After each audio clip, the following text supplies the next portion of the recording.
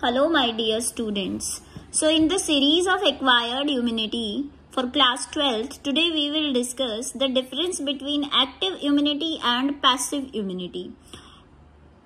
In acquired immunity, we have already discussed about the humoral immunity and cell-mediated immunity. Humoral immunity is because of antibodies and cell-mediated immunity is because of T lymphocyte. So what is active immunity and passive immunity?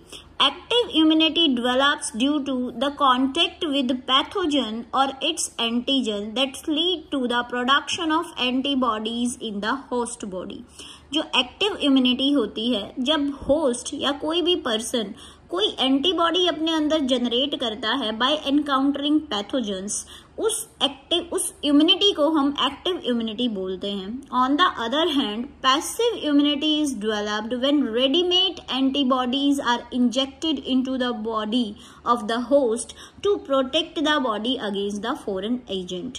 Passive immunity में हम readymade antibodies को ही सीधा जो person है उसकी body में introduce करते हैं, इंजेक्ट करते हैं, ताकि वो जो इन्फेक्शन उसे हुआ है उसके साथ फाइट कर सके. जो पैसिव इम्यूनिटी है, the passive immunity is very quick. जो पैसिव इम्यूनिटी का रिस्पॉन्स है वो बहुत क्विक आता है क्योंकि हम बॉडी में ऑलरेडी बनी हुई एंटीबॉडीज को इंट्रोड्यूस करते हैं.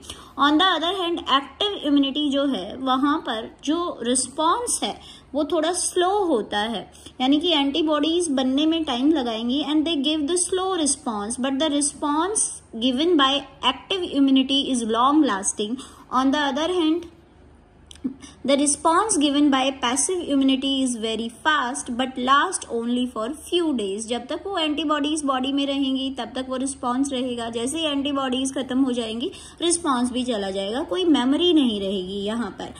अब हमें जहां से हमसे क्वेश्चन पूछा जाता है एक्टिव इम्यूनिटी और पैसिव इम्यूनिटी से, वो एग्जाम्पल्स के बारे में पूछा जाता है. तो the example of active immunity is the vaccination for polio. जब भी हम कोई वैक्सीन किसी की बॉडी में इंट्रोड्यूस करते हैं, या तो वो वैक्सीन के अंदर डेड हम पैथोजन लेंगे या तो लाइव अटेन्युलेटेड पैथोजन लेंगे, यानी कि वो पैथोजन जो जिसे वीक कर दिया गया है वो कोई बड़ा डिजीज कॉज नहीं कर सकता बॉडी में, उसे लाइव अटेन्युलेटेड पैथोजन बोलते हैं.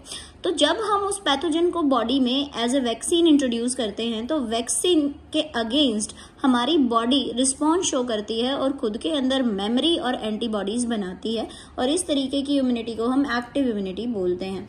अगर हम टेटनस की बात करें या फिर हम कोलेस्ट्रम में जो मिल्क है उसकी बात करें, जो कोलेस्ट्रम है, कोलेस्ट्रम जो बेबी फीड करता है उसमें IgA प्रेजेंट होती है. हमने पहले डिस्कस किया है कि IgA is present in the fluid. So IgA in the colostrum and tetanus का जो इंजेक्शन लगता है उस टेटनस के इंजेक्शन में रेडीमेड एंटीबॉडीज दी जाती हैं. तो the injection of tetanus and antibodies in the colostrum became the example of passive immunity.